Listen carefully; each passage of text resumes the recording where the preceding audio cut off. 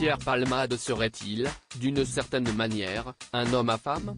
L'humoriste, tristement dans l'actualité ces derniers jours à la suite de plusieurs affaires judiciaires attachées à lui, a toujours vécu avec une certaine forme de mal-être dont il n'a jamais réussi à se dépêtrer.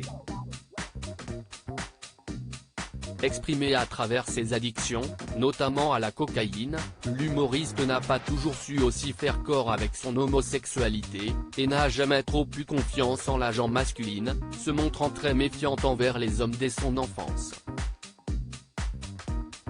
En avril 2019, auprès de nos confrères du journal Le Monde, dans un entretien où il est revenu sur plusieurs pans de sa carrière, l'ex-partenaire de scène de Muriel Robin et Michel Larocque s'est auto-analysé sur l'approche qu'il avait des hommes. « Ma mère, ou la vie, m'ont mis dans la tête que les femmes m'aimaient et que j'allais être défié par les hommes », a-t-il expliqué. Donc je n'ai confiance qu'en les femmes, qu'en leur regard.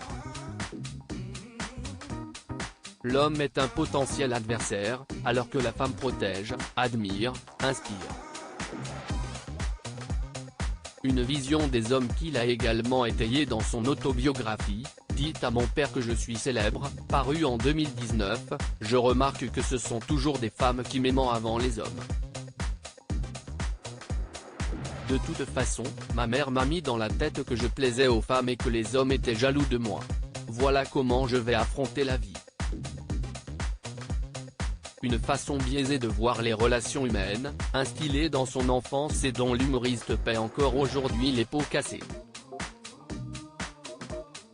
Pierre Palmade, Muriel Robin, Michel Larocque, Véronique Sanson.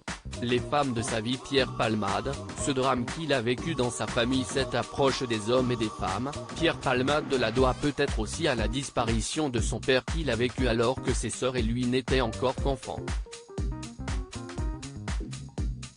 Un deuil familial dont la famille Palmade n'a jamais vraiment réussi à se remettre et qui a laissé des marques autant auprès des enfants, que de la mère de famille.